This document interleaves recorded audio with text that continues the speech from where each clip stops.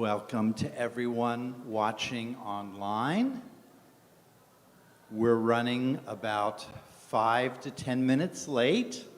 We are having our dialogue with Ben M. Freeman and Rabbi Richard Camras. We're running about 10 minutes late, so hang tight. We will be with you. Thank you. We will be with you in about 10 minutes.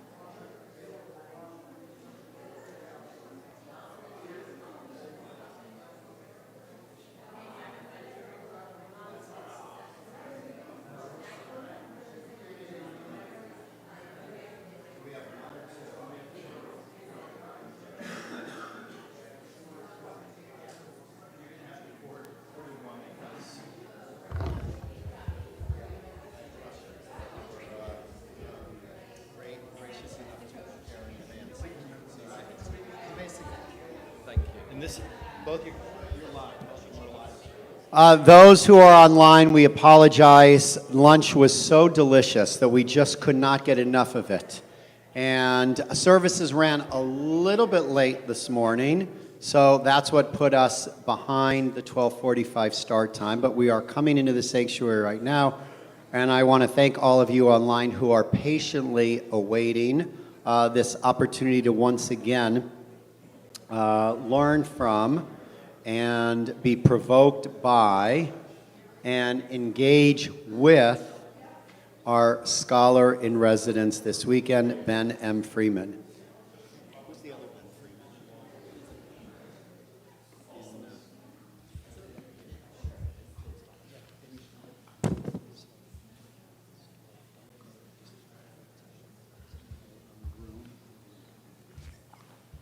I'm going to introduce you while you're gone. Okay, so it's interesting that Ben's last name is Freeman, and in my drosh this morning, I spoke about the need to be free because the children of Israel were gripped by fear. They were gripped by fear, which is why they built the golden calf. They could not express that sense of freedom. It was so short-lived. They have been under slavery for so long, and one can't expect to change just like that.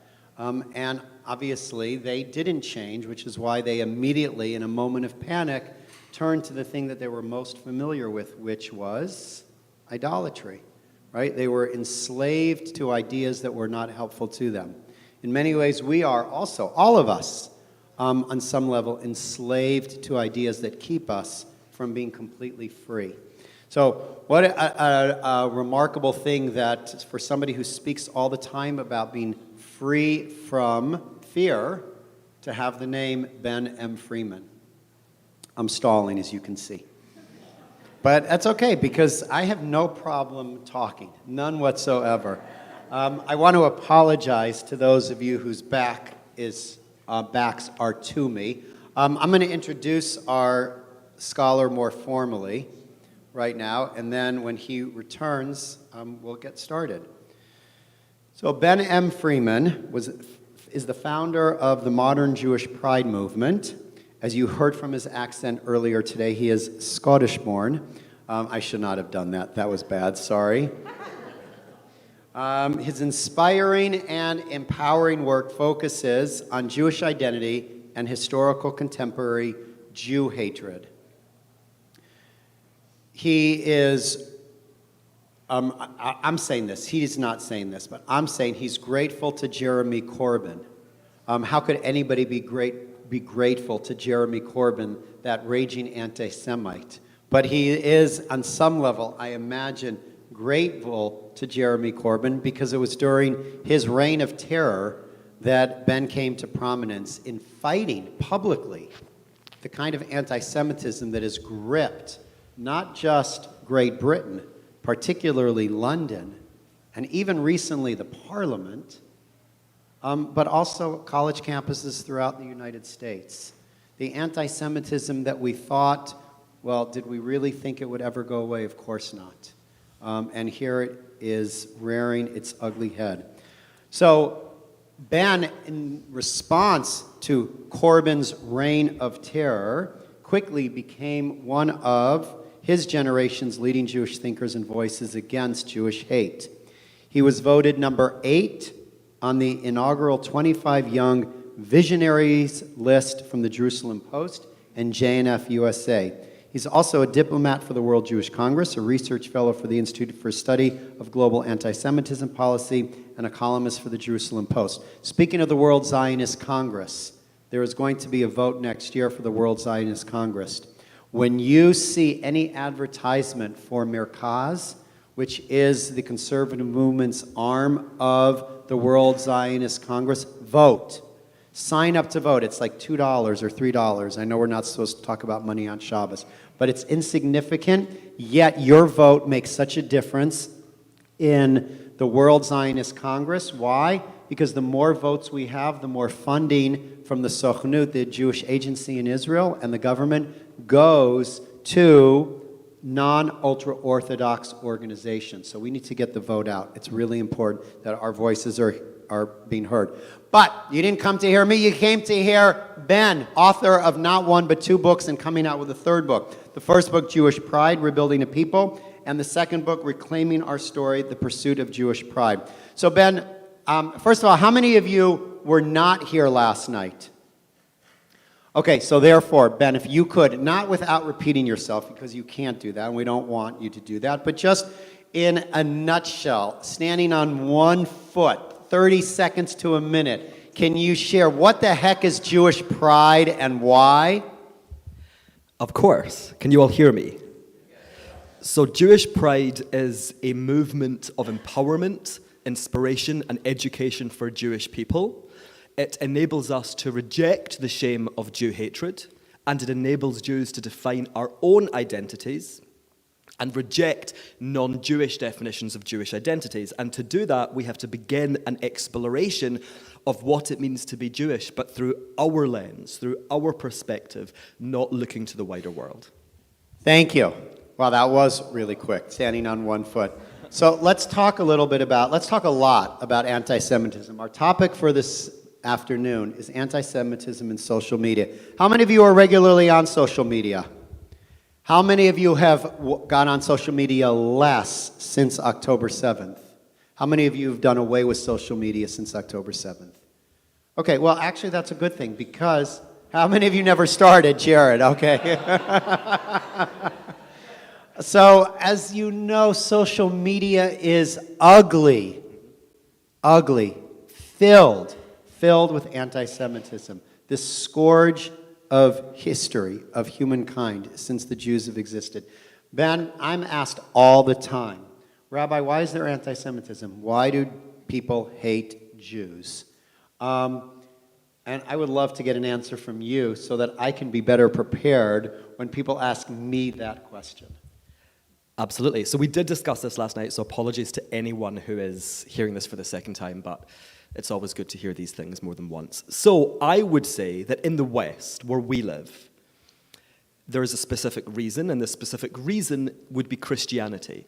Now, in the Eastern world, in the Muslim world, there's another story taking place, and that's the Muslim relationship with the Jewish people. But as Jews living in the West, we'll talk about our experience. We have to remember that the early Christians were Jews, right? That's kind of the whole point. Jesus was a Jew. Jesus was not a Palestinian, as is said now. Jesus was a Jew who lived in Judea, which was the colonized name of Judah, the land of Israel. And at one point, there was a parting of the ways. And this really began with Paul. And he started preaching, and it wasn't necessarily anti-Jewish. What he was trying to do was define Christian identity. But because the early Christians were Jews, because Jesus was a Jew, and because, let's not forget, they incorporated the Torah into their Bible. They call it the Old Testament.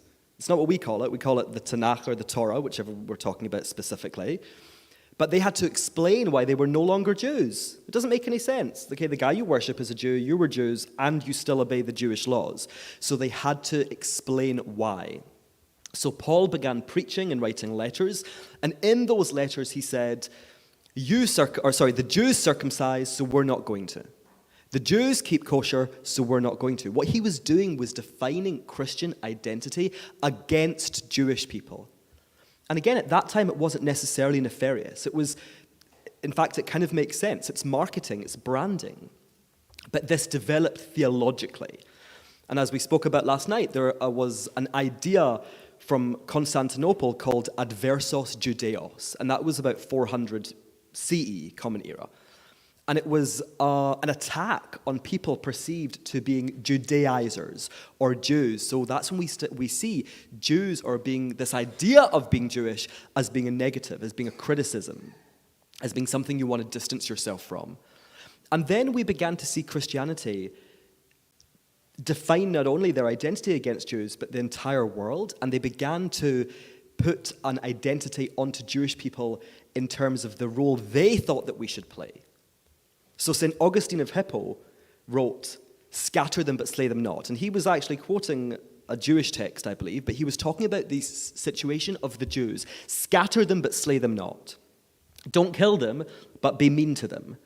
Why? Because we were the blind man in the mirror. That's what we were described as. What does that mean? Blind to what? They said that we were blind to the path of Jesus. And we had to exist as a reminder to the Christians of what happens if you stray from the path. So what we see is Jews having a purpose. Beyond just being an ancient civilization and an indigenous people, we had a purpose. And we spoke about it last night in the car home. What's a modern purpose that is attributed to Jews? Canary in the coal mine. That's what people say, right? Jews are the canary in the coal mine. But what that is saying is that we have a purpose, and our purpose is essentially to serve or warn the wider world. It's not true. None of this is true. But that Christian ideology became so deeply embedded in Europe, because Europe was later on the home of Christianity, that even after the Enlightenment, even after secularization, it didn't go away. And I mentioned this last night. Karl Marx said, when a Christian becomes a capitalist, they become a Jew. It's the same idea, using our concepts of Jews to define their identity. And that's what we have to remember. It is their concepts of Jews. I'm a big Harry Potter fan. And I was the same age as Harry when the books first came out. So I'm really like a Harry Potter nut. And there's a character in the third book called a Bogart. And no one knows what this creature looks like. It takes the shape of whatever the person looking at it fears most. So for you, it could be spiders. You may be snakes. Me, clowns. That is the role the Jew plays in the wider world. It's got nothing to do with our reality. It's an idea, a concept. It is why the Nazis could have inherently contradictory elements in their rhetoric and ideology towards Jews. How could we be both capitalist and communist? How could we be both the rich and the poor, the intelligentsia and the rabble? It didn't matter, because it's allowed to contain these inherently contradictory elements because it's not based on reality. And that is the reason we're seeing this resurgence, because we live in a Christian world. I know that America, you have a separation of church and state, but like I said this last night, it's a culturally Christian country. And Britain is a Christian country. The king, old Chaz, is the head of the Church of England. So that's the world that we live in. So if you look at the origins of Western civilization, the origins of Western thought, they lie in Christianity, and Christian identity was created, defined against Jewish people. And it makes it incredibly difficult to deal with. And people sometimes have good intentions. Napoleon after the Enlightenment. Even some people after the Holocaust, there were good intentions, but they didn't understand it, and they didn't understand how deep it goes. And the fact that it played a foundational role in building Western civilization. And as I said, there's a story in the Muslim world which is similar. And it speaks to the modern situation. So when people talk about 7th of October, and we know that what the United Nations Sec-Gen said, old Antonio, that it didn't happen in a vacuum. And actually he's right, it didn't happen in a vacuum, but that is 1,000 years of Muslim Jew hatred. Let's not forget that it wasn't just Ashkenazi Jews who were persecuted in the diaspora. Mizrahim, Sephardic Jews were also persecuted in Muslim lands. Pogroms, blood libel, segregation, taxes, status as second-class citizen. So this is a global phenomenon, and we're just seeing a modern iteration of it today. I want to take that last comment that you made, because I think it's a really important comment. It didn't happen in a vacuum. Right? Our response typically when somebody says something like that, didn't happen in a vacuum, is a leap to what? Blame. Exactly. Blaming Israel for existing, blaming the Jews for reclaiming the land, and then needing to defend that position. And that, I think, is what Ben has said so many times, that what happens then is we end up only responding to the story that other people are telling about ourselves by defending that claim as opposed to reframing it, which Ben just did. And I want you to go a little bit deeper, if you can, on that reframing. You said You gave a beautiful explanation of the history of anti-Semitism as a response by Christians to the Jewish problem. 1,000 years of Jewish anti-Semitism in the Muslim world. Can you, because that I think is less well known to many of the people sitting here. Can you share a little bit about what it is that you're talking about there? Absolutely. So much of the conversation in the diaspora focuses on the Holocaust, on the pogroms, much less the Spanish and Portuguese Inquisitions. But there was an entire story taking place simultaneously. And one of the kind of most extraordinary things that it has, even though it was taking place hundreds of thousands, I actually don't know, many miles from Europe, it's really the same story. And in the Muslim world, and we have to understand, okay, we in the West have a specific framing of Arabs and Muslims. And I think post 9/11, it was of a persecuted minority, which in the West I think is the case. In post 9/11, we did see a huge rise in anti-Muslim hatred. There's no doubt about that. But the Muslim and Arab world, just like the Christian and European world, was a world of colonizing, was a world of conquering. Why does North Africa speak Arabic and practice Islam? Because of colonization. Why were... Wait a minute. I thought the only colonizers were Jews in the Middle East. Are you saying all of a sudden that Muslims were colonizers? Yes, I am. Breaking news! And it's not to demonize, just as when we talk about European or Christian colonization, we're not demonizing. These are historical facts. The Muslim empire went into Spain. It was far-reaching and it was incredibly powerful. And as such, it had control, it had dominance over a huge world of Jews. North African Jews, Jews in other parts of the Middle East, Babylon. Remember, these places were not originally Muslim. Persia today, Iran today, is still not Arabic. But the Iraqi community, one of the oldest diasporas in the world, which no longer really exists now because of Muslim and Arab Jew hatred, that was conquered by Muslim and Arabs. And we cannot shy away from that reality. And in that context, the Jews were given a specific status, which was dhimmi, so D-H-I-M-M-I, and it was officially second-class citizens. And they had to pay special taxes called the jizya tax.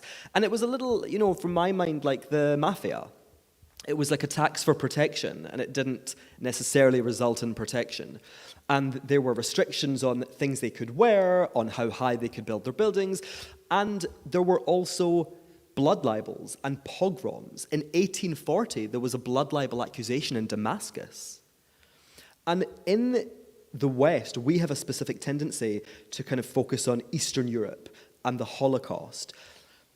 But to understand the full width and depth of the Jewish experience, we cannot always be making those connections and comparisons. We cannot compare necessarily the Muslim form of Jew hatred with a Christian, because the Jews in each of those situations experienced persecution and experienced hate. And yes, they did function differently. And of course, we know that in some places in the Muslim world, like in Persia before 1979, Jews did well. But these were always Jews operating in a non-Jewish world. Just like the court Jews, just like the Jews in charge of Hollywood, Jews who may appear to have power, prestige, wealth, but they're operating in a non-Jewish world. And in Iran, I believe, there was a Dreyfus trial, their version of a Dreyfus trial, in the middle of the 20th century. And people say that Muslim and Arab Jew hatred is only to do with Israel. And it's just not true. We cannot tell lies to explain the present. I would always talk pre-October 7th, and I will be very open that my thinking on this has changed somewhat, but pre-October 7th, if I spoke about a two-state solution, I would say I believe the Palestinians have a right to sovereignty, a right to dignity, a right to peace, and a right to a state. But we're not telling lies to justify it. They exist now, and they're there, so we need a resolution to this conflict. We're not going to rewrite thousands of years of history to explain the present. The history is the history. That's the beautiful thing about it. It happened. It's there. And we have to listen to the voices of Mizrahi Jews, of Sephardic Jews, who will speak very clearly and very openly about their experience under Muslim rule. And when we ignore it, we erase them. And they are, for some people, an uncomfortable truth, because it takes this focus off Israel. It puts it on, again, those who hated Jews. But we have to focus on reality. And the situation of the Jews in Muslim and Arab lands was one of persecution. And it's real. And that is the root of what happened on October 7th. That is the reason there is no peace. And that's not to say that Israel has not done things wrong that we should criticize or critique. Not the case. Every country deserves criticism. No one is above reproach. Except America. You should come to Britain. So, Ben, if you could explain a little bit more. I just want to push a little on this point of Islamic anti-Semitism. Today, what we're seeing, and that's not just certainly today, it's historical, there's a line that has been demarcated between Islam and Islamism. And, you know, if you're listening and you're reading and you're paying attention to what's happening, certainly in the Middle East, Hamas is only but one example of Islamism. How is Islamism different or similar to typical Muslim anti-Semitism? I think they're part of the same story. And I went to a conference a couple of years ago, and there was a Muslim man who worked with a Jewish organization called Harris. And he was very important and influential. And after 7/7, so you had 9/11, we had 7/7. It was bombings in London on the 7th of July, I think 2005. And after that, there was a great concern about the radicalization of young Muslims. This was before ISIS. So a committee was set up, kind of adjacent to the British Parliament, called Prevent. And it was to prevent the radicalization of young Muslims. And it was filled with Muslim leaders. It was not led by white Brits. It was kind of the Muslim community leading this initiative. Harris told me at this conference a couple of years ago that a number of people who were on that committee have since been radicalized. And that we talk about Muslim anti-Semitism and we talk about it with regards to Islamism. It does not seem to be the case. And I know that sounds like I'm making a sweeping generalization, and of course there will be Muslim allies. We know that there's Muslims who stand with Jews, and there's of course Jews who stand with Muslims, but Jew hatred has become a community position. There's an organization in the UK called Muslims Against Anti-Semitism. It's called ITMAS for short. And there's two people in that organization? Well, it's really fascinating what's just happened. I did an event with them just after my first book came out, so probably in March 2021. And I dealt with a man called Ghanem. And Ghanem was an amazing ally, not critical, where criticism was due, but a real ally. And since October 7th, he just blocked me on Twitter. But since October 7th, we watched him become radicalized. And the reason that he blocked me and a bunch of other Jewish people online is because he put out a series of tweets that said Zionism is evil, Zionism has to be destroyed. That's not allyship, that's racism. And we watched him be radicalized in real time. And the kind of frightening thing is that there isn't an enormous amount we can do about that. The Muslim community has agency and has resources and has power in itself, and they have to be the ones to address these issues. Just like we, by the way, have to be the ones to address our issues, whichever they may be. But I believe that now Jew hatred is a Muslim position. And it's really tragic, and it's really unfortunate. And I don't say that to demonize, I don't say that to make generalizations. I'm saying it because that is what I've heard from Muslim leaders. And I am really sick to death of people in the West ignoring when minorities speak, in both a positive sense and a negative sense. Did Maya Angelou say this, that you have to believe people when they tell you who they are? Yeah. We're hearing from the community themselves. We're hearing from moderate Muslims who are allies to the Jewish community, and it does not serve us to deny, ignore, and erase. We have to face the reality. And we're not going to slide into anti-Muslim hatred when talking about this. We have to be very careful. In the West, Muslims are a minority, so we need to make sure that we're not inadvertently being anti-Muslim when we're having these conversations. But we also have to have the conversation that Jew hatred is now, I believe, a Muslim position. So we've spent a little bit of time thus far talking about history. We've talked about the origins of anti-Semitism, both from a Christian standpoint, a Western European standpoint, and from a Middle Eastern Muslim standpoint. I want to jump forward to the present with that history in mind and say, why is it that Western media seems to get it wrong? Why is it that Western media does not have any sense of the history that you just articulated so beautifully? Why is it that Western media seems to have blinders on their eyes and reframe this whole issue around the stories that Muslims are saying about Jews, in particular about Israel? So they have bias, and they're ignorant. Okay. They don't know the history. They really don't know the history. And I will say that the Soviets who created anti-Zionism and the Arabs as a force have done a truly remarkable job of rewriting history and marketing and promoting an ideology, a people, the Palestinians. People don't know. They do not know that in 1948, when the Arab states invaded Israel, there was no plan to create a Palestine. If you look at the map, Egypt was going to take the south, Jordan was taking the middle, Syria and Lebanon were taking the north. It was not about creating a Palestinian state. And the world does not know that because they have essentially fallen hook, line, and sinker. They also have bias against Jews. We cannot separate what's happening now on college campuses, on the streets of London or LA or whichever city, from the events we described from 2,000 years ago. There is a continuous story taking place here. And then the last point, I guess, would be they have a very specific worldview. And I've had conversations in the past 4 months with non-Jewish friends. And I say to them, I know what I'm asking you to do. And what I'm asking them to do is deconstruct their worldview. Why? Because we in the West have been brought up to think, these are the good guys, these are the bad guys. Let's talk about the United Nations. United Nations employees participated in the murder of Jewish people on October 7th. That is your tax money and my tax money. And the United Nations are the good guys. The world is a lot more complicated, but it's a very narrow, very binary view that exists.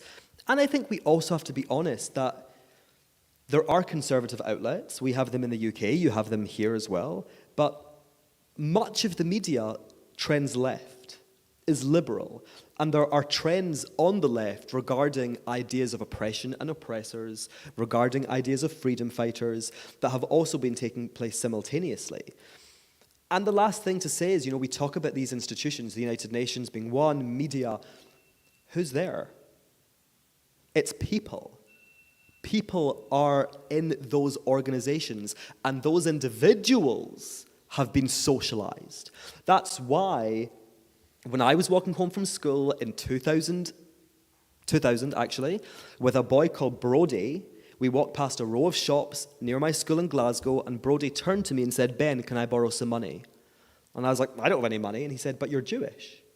Brody is also a child. Brody's not a racist, but that demonstrates the levels and depths of socialization. So these people, Antonio at the United Nations, all of these people have been socialized, and they've grown up in a world which has taught them a specific narrative about Jews, a specific narrative about Israel, a specific narrative about the Palestinians, and they're not equipped, or they're not able to, or willing to engage in critical thinking. So I'm going to come to the question of what we can do, but not yet. Well, actually, yeah, let's go to it. So I want to think about it in terms of there's a slight difference between media in general and social media. Because media in general, we have very little, we individually have very little to be able to say and do other than turn off or write letters, which we should never not think are important. They are important to do. But it seems to me that we have far greater power when it comes to social media.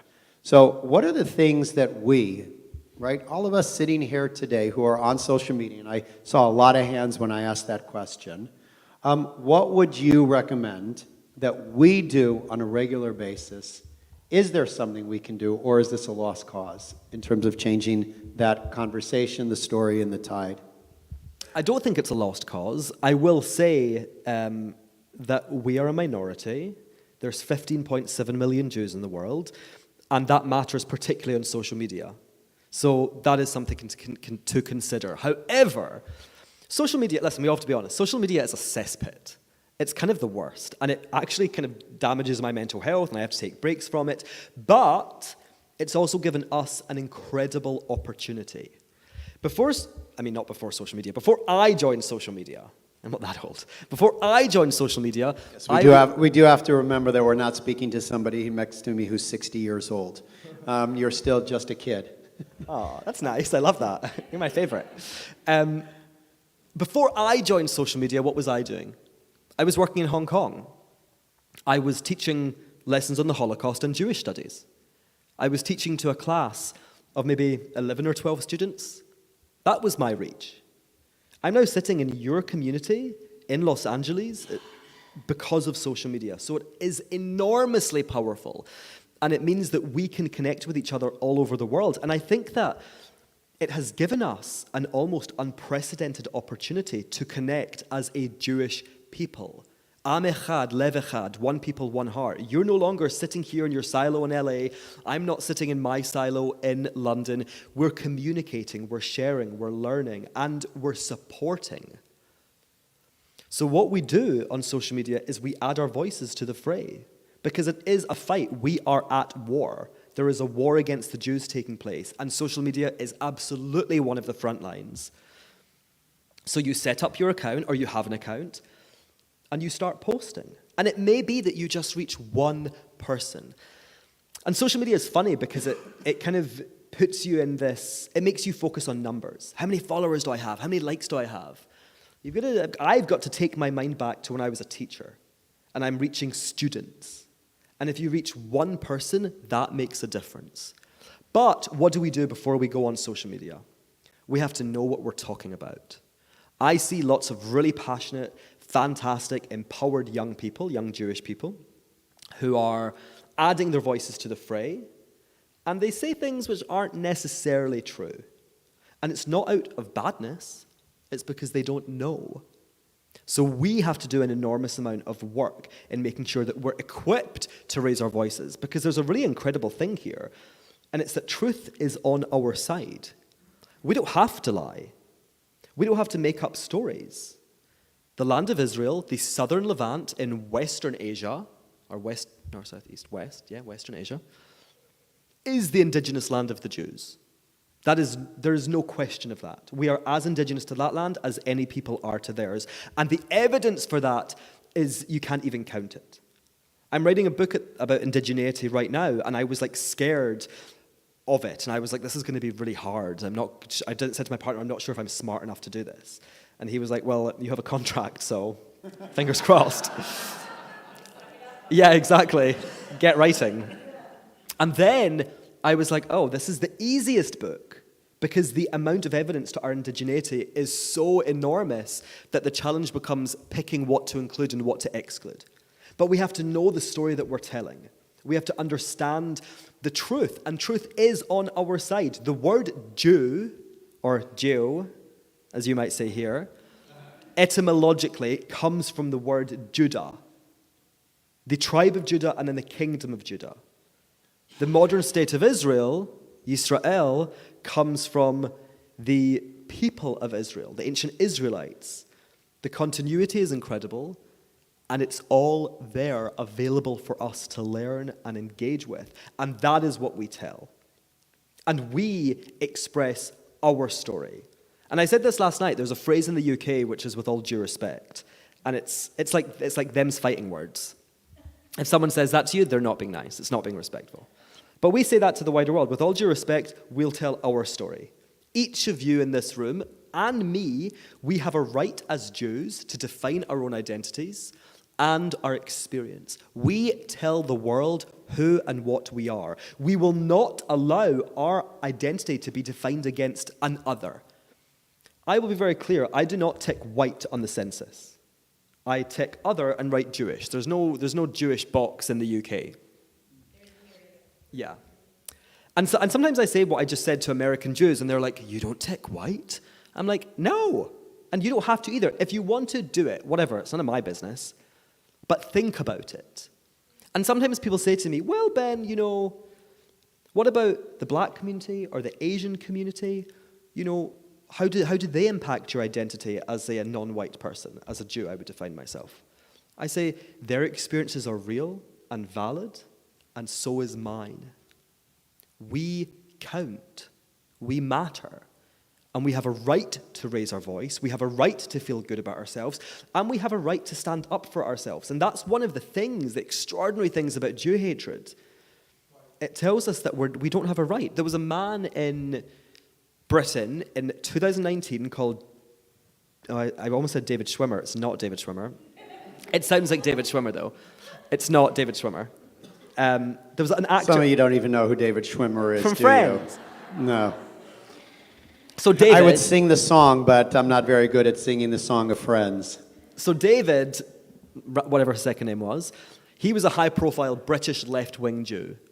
And he tweeted in December 2019, just before the last election where Jeremy Corbyn was leader, he said, we know that Jeremy Corbyn, and I'm paraphrasing, is not going to be good for the Jews, but he's the only man to get these other policies passed.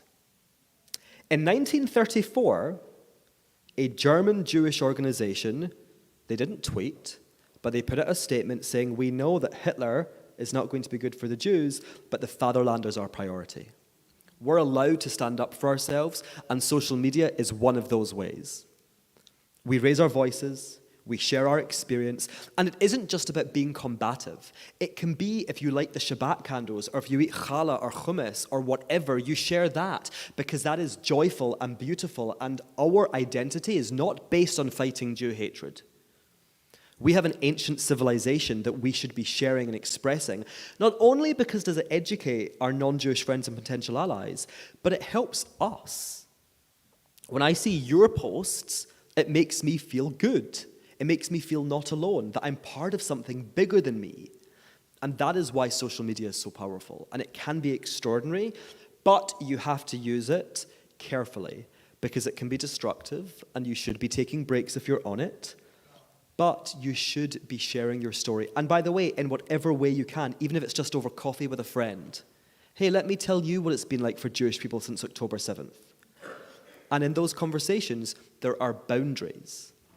I said this last night. People say to me, I say that I would define Jews not as a religion.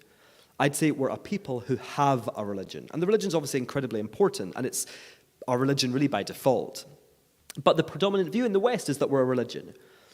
And I will say to my friends that we're not a religion, or as a secular Jew, or as someone who identifies Jewish ethnically, they say to me, but I thought you were a religion. And I'm like, did I stutter? I did not stutter. And it's okay to ask clarifying questions. It's okay not to know. But when we engage online, when we engage in person, we have to take care of ourselves, and we have to put boundaries in place. And remember, there are certain things that we should not discuss. We're not going to debate whether Israel has a right to exist. This is not 1917. It does exist. Get over it. Like, we're not having that conversation, just as we would never debate whether the Holocaust happened. We have boundaries, we tell our story, and we raise our voices because that is our right. I'm going to ask two last questions, and I'm going to open it up to everybody here. You gave us a hint of an answer just now, but you said something that was somewhat provocative, and that was that you don't write white in your census. You write Jew, other and Jew. And I want to push a little bit more and help us understand what is in your mind and in your heart when you write Jew, not white. Because I would imagine many of us here, not all, but many of us do simply say, if we're Caucasian, Caucasian. Yeah. And yet, right, that's not the answer that you give. What does that mean? I think there's a number of ways to look at it. And I would say that, and I will acknowledge that in America, the conversation is slightly different. So, of course, I'm coming from a different context. But in Europe, the Jews never really thought of ourselves as white. We were Jews. The white people were the white British people, or the white French people. They were the French people. We would say the French and the French Jews. There's a qualifier there. And I think it's really, the ways to look at this are, one, what does it mean? What does it mean to be white? And we can talk about it, philosophically, but what does it mean? It is not just a commentary on skin color. It's a commentary on power and privilege, which, by the way, are ancient Jewish tropes, so it's kind of unsurprising that Jews are framed as white, because it kind of tracks, actually. But also, where do we come from? And I'm not Voldemort. I'm not saying that we've got blood purity. We know there's admixture, and that's a wonderful, beautiful thing, and probably really important so we're not, like the Habsburgs. But 90% of Jews can trace lineage to the Middle East, to the southern Levant, to the land of Israel. So when we think about white, people often think about Europe, right? Coming from Europe. We don't come from Europe. And when we lived in Europe, we were not European. Let's get that straight. Do not speak about your recent ancestors as being Russian Jews or Polish Jews. They were Jews who lived in Russia, who lived in Poland. And why do I say that? Because they were excluded from Russian society. They were quite officially not Russian. Very officially, in fact. So it's about, what does it mean? So it's not just about skin color. It's not about our origins. And then it's the experience. We are a distinct people. We come from the Middle East. We are in Los Angeles. I mean, you don't need me to tell you that. And we have just had a Shabbat morning service, and we faced Jerusalem. We prayed in Hebrew. There was a young man, who had his bar mitzvah, a practice extending back thousands of years. We are a Middle Eastern diasporic community. And whether you tick white or not truly is none of my business. I kind of don't care. But what I think that we all must do is engage in those conversations thoughtfully and not tick white or not define ourselves as a religion or not do X, Y, or Z because we're being told to. We have to make the decision ourselves. But I just don't identify with that experience. I grew up in Glasgow knowing that I was different. We looked different. We sounded different. Because there's like a million accents in the UK, so if you're from just one area over, you sound different. We went home on a Friday night, and we had Shabbat dinner, and our friends went to parties. We celebrated New Year in September and October. We were distinct. Let me be very clear, and I don't live here, so I can say this. You're not part of the majority. You got to wake up to that. You're Jews, even though Beverly Hills is the only city, I believe, outside of Israel with a Jewish majority. You zoom out just a wee bit, you're not the majority. We are distinct. And that's not a good thing or a bad thing. It just is. We are distinct. And we have to honor that specificity. And unfortunately, the terms used in America, in Britain, they don't really relate to us. They're probably too binary also for the United States, right? I'm sure there's many experiences here that do not fit the boxes that are given. But we have a right to create our own box. That's why other is so beautiful. And there will be Jews who write white, and that's fine, but think about it. I would also just add, thank you for that answer, is that we're not all white. And there are Absolutely. plenty of people here today who wouldn't define themselves as being white or Caucasian, Absolutely. yet would define themselves as being Jews. Absolutely. And I'm not just talking about different colored skin. I'm talking about from where it is that you come. That's one of the things that Ben just said, right? Depending upon the land in which you were born, you are not seen as a native of that place. We were not seen as natives of that place. We were always other. Always other. And as soon as we stopped believing that we were other is when we fell asleep, Absolutely. is when we became complacent, is when we thought that we could pass as other Yeah. and not worry about anti-Semitism. Can So- I say something on that? Please. They Passing. don't need to hear me. They need to hear you. Let's talk about passing. I'm not an idiot. I know what I look like. I know that I pass as white. I'm well aware of that. But when we talk about passing, we often talk about it as a privilege, which is wrong.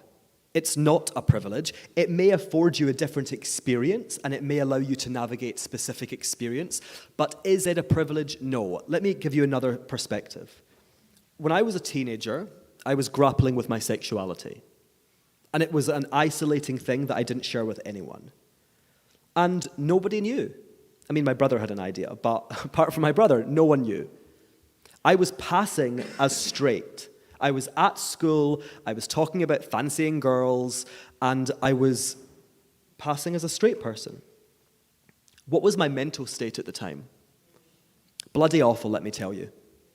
I was tormented. I'm very open about this because I have no shame. I attempted suicide multiple times. I self-harmed because of the trauma of having to hide who I was. Now let's consider the Jewish experience for a second, the white passing Jewish experience, because you're absolutely right. There's many Jews who do not pass as white.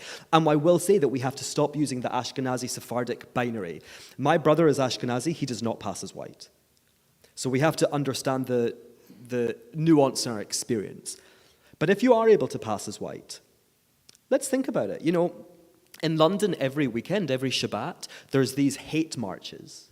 And they're violent and they're aggressive. And I now will not go into the city centre on a weekend, on a Saturday. And it sucks because there's things I'd like to do there. I'd like to go shopping, I'd like to go to museums, and I can't. And some people just say to me, hey, just take off your kippah, take off your Magen David. It's like, I don't want to see it. I don't want to be faced with those people with their slogans because it harms me. It makes me feel terrible. It wounds me. So while, yes, to pass offers you a different experience, it is not a form of privilege because you're hiding inherently who you are.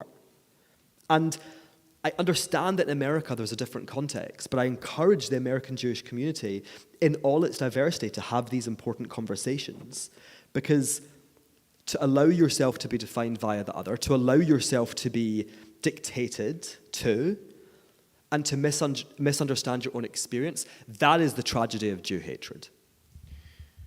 If we are a minority and we need to stand up for minorities, maybe we need to stop thinking of ourselves in that position of privilege. And maybe we need to stop thinking of ourselves in the way in which other people define ourselves. And maybe we all have to recognize that we're all of color and that we're all of multiple races. And of color and of multiple races reminds us that we're not accepted by the majority culture. And I think that's an important beginning of a lesson for how we take back our story and stop being complacent in America and begin the process of fighting anti-Semitism. I want to ask you one last question, and that is, tell us something that we should be hopeful for. Because this has been a somewhat down talk. So give us something that we can smile at, something we can look forward to in the future. This is like my MO. At school I was always known for teaching depressing classes, so I apologize. Jewish pride is the hope. It is transforming our community. And it's truly remarkable. There are young people taking to social media, people of all ages taking to social media, and in their bios, in the little statement they write about themselves, they say, proud Jew. There are people reconnecting with their Jewish identity and exploring the kind of multitude of perspectives on it. I think one of the most exciting things is the growth of Jewish peoplehood, the family connection, that we're all connected so fundamentally. And that is something that it's a beautiful storm that's being whipped up, and it's something that is so incredible. And we've seen it after October 7th. And it's one of the only positives that have come from this is the unity, the pride, the understanding of, no, we're not going to take this. And the understanding that we have something special and beautiful of our own. We're not just proud to combat Jew hatred. It is not just a form of resistance, although of course it is. We are an ancient civilization. In this room, every single one of us, we have a connection to each other and to the land of Israel that stretches back 3,200 years. We are a living embodiment of it. And it's not just that we survived. I said this yesterday. It's not just that at all. We have worked hard to be Jewish. We are working hard to be Jewish. And yes, there are organizations who could be doing more. There's big institutions who could be doing more. There's people who have resources who need to understand the power of pride. Because I think it is a generational thing. And I don't mean generation in terms of age. I mean in terms of thinking. There's some people who say, we keep our heads down and we fight anti-Semitism. What does that look like? What does it look like to fight anti-Semitism? It is a non-Jewish problem. We take part in the fight by raising our voices, by standing up for ourselves. But what we need to do is turn inwards and have important conversations. And these conversations are happening. And it's not that we're going to agree. I'm sure there's 100 things I've said today that each of you disagree with. Yeah, of course, we're Jews. Like, obviously. And it is a beautiful thing and also a mildly frustrating thing sometimes. But they're our conversations to have, and they are happening. The fact that I'm here speaking to you is hope, because we're engaged in this fight together. We're here, we're talking about it, we're thinking about our identity in our own terms. We are defining our own destiny. We're taking hold of it. And while there is a growing movement of Jewish anti-Zionism, and I will say that anti-Zionism is illegitimate, it is racism, and it should never have been able to get hold in the Jewish community, but there is fight back. We refuse to allow Zionism to be redefined. It is not a form of imperialism or colonialism or white supremacy or racism or any of those things. It is the movement of self-determination to return the Jewish people to our indigenous land. And yes, while it was created in the 19th century, it has its roots in thousands of years of Jewish history. By the rivers of Babylon, there we wept when we remembered Zion. Written 2,500 years ago, that is Zionism. And this is the hope. Because we're doing what we've always done, actually. We're no different. We're standing up, we're being counted, we're defending our Jewishness, and we're standing on the shoulders of the Maccabees, the Bar Kokhba, the Warsaw Ghetto uprisers, the uprisers in Auschwitz, the Jews of the former Soviet Union, the Mizrahi Jews who came to Israel and built a new life. Those are our ancestors, and we're doing what they did. And that is why we will continue, that is why we will grow, we will evolve, we will nurture ourselves, and that is why we will survive.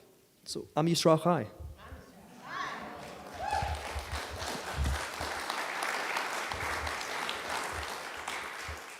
Indeed. Ben, thank you so much for this afternoon. I know I said I was going to take questions.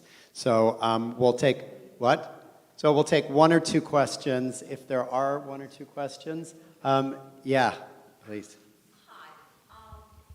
Two things. One, when you mentioned what is the positive thing, to me, if there were a lot of born Jews that they never practiced Jews, they never admitted that they were Jews, I think after October 7th, they all rise and we all became one. Yeah. Even in Israel, the Hasidic never went to the army, now they are part of the army. Absolutely. And another thing, you talked about not saying white, saying Jew. I think 99% of the people who are sitting here are on the left side of the law, whether they're American or Israeli, doesn't matter. For years, for 70 years, Israeli parliament and Jews and judges were only elected on Ashkenazi Jews. Yeah, sure. Well, but now, so that's a far left mentality, okay? So the right believes that Jews is a Jew, so it should be open to everybody. That's what Netanyahu was fighting for, which I'm not for it right now. I mean, I worship the God one time before, not anymore. But I'm just asking you, what do you think? I mean, either we have to believe in what the left believes or what the right believes. So if a Jew is a Jew is a Jew, so everybody should be able to be on the parliament in Israel, not just the Ashkenazi. Yeah, of course. Listen, Israel's flawed. The Jewish people, we have issues. So, I know, right? Pride is not to say that it's perfect. Our love of Israel isn't to say that it's perfect. It's not at all perfect.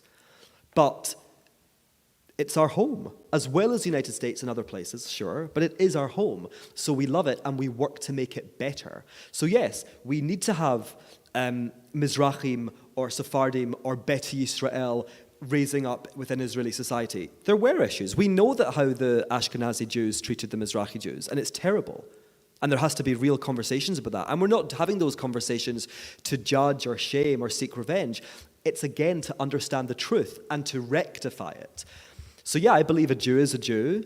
And whether you're born Jewish, whether you join the Jewish people, you should be able to find a home in Israel, find a home in congregations all over the world.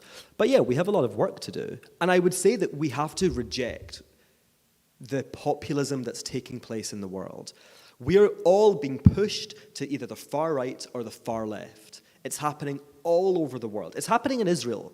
Like, that is the wider context. The United States. Yeah, the United States. Even God, if you go back to Torah, every time the Jews became separated, something happened. But even in the United States, look at your election. Look at our election in Britain. It's populism. And these are things we have to reject. No, we're not going to be defined via our political perspective. We're going to be thinking people, and we're going to be able to understand different perspectives, talk to one another, and maybe even be like, oh, that position over there on the left or the right, I actually agree with it, because we're not married to one side or not. So I think that we reject that idea. And a Jew is a Jew is a Jew. And we have to deal with the issues. And by the way, one last thing. The conversation about Jew hatred is in many ways an enormous distraction for us. And it's not a distraction because it's unimportant, but we don't get to talk about the things that we need to talk about. Misogyny, homophobia, anti-black racism, Ashkenormativity in Israel, all of these things, or even have positive conversations about how we celebrate Israel or celebrate the Jewish community, because we're constantly on the defense. That's why we need to take back the narrative. Maybe this is a football analogy. Go offense, is that correct? Is that what you say? Go offense. Gilda, thank you so much. Fumani. Hold on 1 second. No, not you. Go ahead. Hi.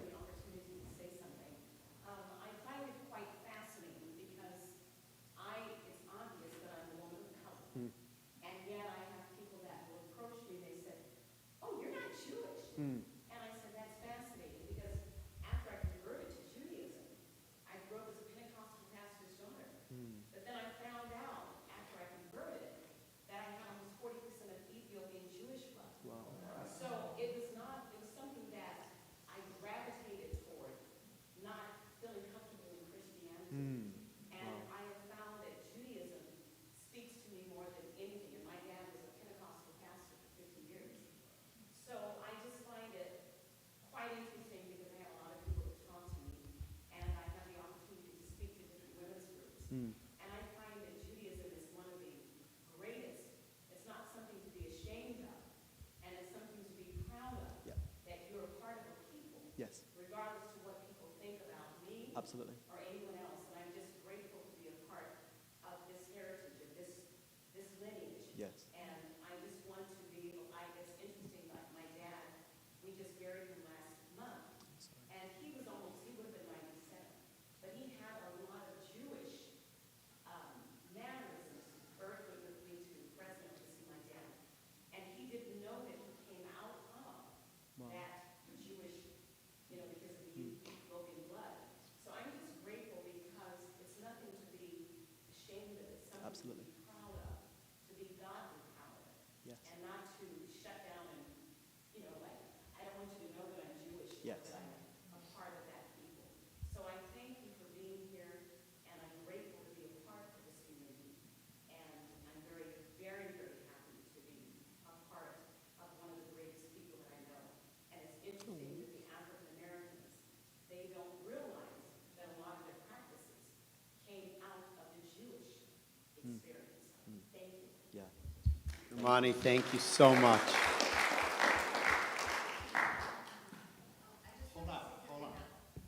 The importance of social media. There is an organization called College Mothers and Grandmothers Against Antisemitism. And most of them are women their mothers and grandmothers, are responsible for the 3 college presidents resigning. Yeah, it's And amazing. my daughter told me about it and joined immediately after October 7th. And I have 3 grandchildren that are college students. And two of them are very Zionistic. One fought in the IDF 2 years before she went to college. And her brother is also very educated and enlightened with Zionism, and they are standing up at their university. So anybody who's interested in the Mothers Against College Antisemitism, it's on Facebook. And it's really important.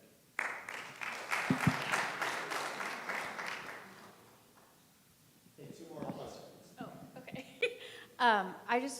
I appreciate the way that you're kind of turning the tables in terms of having us define ourselves and not going into the narrative of defense, as you said, defense versus offense. And I think for me, what I'm having an issue with, is this definition of Zionism that has been projected on us by these other people, mostly the Christian and the Muslim world. And it's really, and I guess what you said in terms of having boundaries when we're having these conversations, this is my definition and that's it. Yeah. How do you keep that boundary? I think it's an excellent question, and I think it speaks to the challenge, because we've got people in our lives who are well-meaning and who may be questioning and who may have read something on social media. The thing that I repeat to myself as a mantra, specifically with regards to Zionism, it was created by Jews for Jews, and it's rooted in thousands of years of Jewish history. So who gets to define it? I really genuinely see non-Jewish definitions or non-Jewish redefinitions as completely illegitimate. So I don't even give them the time of day, and I think that we have to, in conversation, remember that. And it can be hard, because when you're having a conversation with an individual, you're 2 people, right, sitting across from each other, your friend, your partner perhaps, and it's hard to be confrontational. It's hard to be confident and put down a position, because one of the things that people often do is, I find it extraordinary how much confidence people speak with when they know nothing. It's really an amazing thing. I'm like, wow, I would if I had that confidence, it'd be incredible. But we have to center ourselves and say, no, I have a right to speak. I'm a Jew. We're having a conversation about Jewish issues. And it's not that I'm going to be disrespectful, but yes, there has to be boundaries. And honestly, it's practice. When I moved back from Hong Kong to London, I was seeing a lot of my old friends, people I went to university with, and while we'd spoken, we'd not spent any time together because of COVID. And we were spending time together, and we had to have those conversations. I remember the first time I was in a pub in Camden with my partner and 2 of my very close friends, who are really great allies. And we were talking about Israel, and we were talking about Zionism. And I really, honestly thought I was going to throw up. And this is what I do for work. But it was uncomfortable because I was having to kind of, adopt a professional mindset with my friends. But I said, no, I love these people, but I'm still a Jew, and we're talking about Jewish issues. And the practice of doing that has honestly come much easier. Now I just say, depending on how much I like the person, I say, I know more about this than you, and I care more. So be compassionate, be respectful, be empathetic, and if they don't, be like, I'm not having this conversation. I think I said yesterday that I've chucked people out of my house before. Because I'm like, this is my space. Get out of here. You don't get to come into my sanctuary that I've created and make me feel uncomfortable, make me feel threatened, make me feel diminished. Because that's what these conversations do. They make us smaller and smaller and smaller. So the practice does the opposite. You get bigger and bigger and bigger, and then you're able to say, actually, I'd love to have this conversation with you, but let's put some boundaries in place. Or if you say, we're not a religion, we're not just a religion, blah, blah, blah, blah, and they come back with a challenge, you say, hold on. I would invite you to ask a clarifying question if you don't understand, please. But you don't get to challenge me on this. Why? Because it's my identity. They don't get to challenge our identities. We get to tell them who and what we are, and we hope they're going to listen to us. But it is just that practice, and it is hard. I mean, that first time I was like, oh my God, I'm going to be sick into this beer. I didn't. But I did not feel comfortable. It wasn't my beer. It was my partner's. I drink Diet Coke. But, it was really uncomfortable. But I was like, no, enough. I'm not going to exist with these people who I love and feel this way. I'm going to take the space which is ours to claim. And I was asked yesterday about whether wearing the Magen David is provocative. None of this is really about the outside world. It's about us. Us taking up our space, us feeling confident, us knowing our story and being able to tell it. And it's just practice. Take one more question, Cheryl. Yeah, so I love the narrative of Israel being, that we're indigenous to Israel, but our Torah says that God gave us the land. There were people there before us. Sure. It's our Torah, it's the Christian Old Testament, so they're aware of that story. Yeah. How do we discuss that? How do we Great question. confirm that we are truly the indigenous when we know there were people there before us? Excellent question. I really, really thank you for this very important question. What we need to do is depoliticize the word indigeneity. Let's put the Jews aside for just 1 second, which I know is hard for us to do. Indigenous. There are misconceptions about that word. The 3 misconceptions are that it denotes firstness, as you said. Number 1, that it denotes oppression. And then the third is that it kind of connotes primitiveness. All 3 of those are harmful ideas to indigenous people across the board. Why? Because primitiveness, why can't an indigenous person be sitting in a boardroom with a Bluetooth headset? There's no reason. Why do they have to be depicted as being a Masai Mara warrior in the field? There's no reason. It's a completely diverse experience, right? So many different expressions, manifestations, perspectives. Then oppression. Yes, obviously, most indigenous people have been oppressed. But to say that they're inherently oppressed, that's really problematic because it strips agency. Now, the point that you made about firstness cannot be understood to be part of the conversation about indigeneity. Why? Because it's too difficult to determine. You are absolutely right that before there were Jews living in the land of Israel, there were Canaanites. And before there were Canaanites, by the way, there was another group of people whose name escapes me. And then they probably came and took it from a different group of people. In my definition, indigeneity is about where a collective story began. So let's talk about America. Italian Americans, they're not indigenous to America, correct? Because they are a subset of a people that came from Italy, right? So maybe we could talk about this being indigenous to Italy. I don't actually know. But the Jewish story began in Israel. And it was alongside the Philistines, the Moabites, the Edomites, and some of the Canaanites. Absolutely, they were all there. And if they were still here today, then they would also be considered to be indigenous. But they're not. So, say again? Some of them, yes. Yeah, or we came from them. I mean, one of the dominant ideas about where the Jews originated is that we were Canaanites.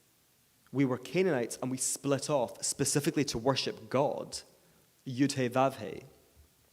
But we have to, a lot of this is decolonization, right? And not just decolonization as Jews, but as decolonization in terms of people living in the West. Because again, we've been taught these are the narratives. This is what it means to be indigenous. And I'm writing this book right now, and the number of non-Jewish indigenous people, so people from North America, people from Australia, from all over the world, they disagree with these 3 criteria of firstness, oppression, and primitiveness. It harms them. So we have to kind of depoliticize it, understand what it really means. And I have a section in the book, I was reading it on the plane, hoping to do work, although I didn't do very much. I watched Barbie instead. And I remembered like a tiny paragraph that I wrote, and I actually had forgotten that I'd written this. It was in the introduction of my new book, and it's called The Palestinians.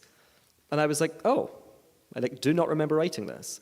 And I read it, and it basically was saying, I know that when we talk about indigeneity, people are going to say, what about the Palestinians? Or the whoever's. We are allowed to tell our story, and it has actually nothing to do with them, just as they should be entitled to tell theirs. And the last line of this little sentence in this little paragraph is, I'm a Jew, and I have a right to tell my story.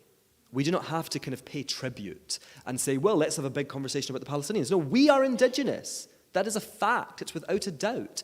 And yes, if the Canaanites or the Edomites or the Moabites or the whoever's were still here, they'd be indigenous too. But they're not. So we're the ones that lasted. We're the ones that survived. And we can have another, I can come back, and we can have another conversation about whether the Palestinians You are tomorrow morning. Oh yeah, I am tomorrow. I mean next year, when I do my other tours. Thank you for reminding me, though. We can have a conversation about whether the Palestinians are indigenous. There's many different perspectives, and I'm not going to give you mine now.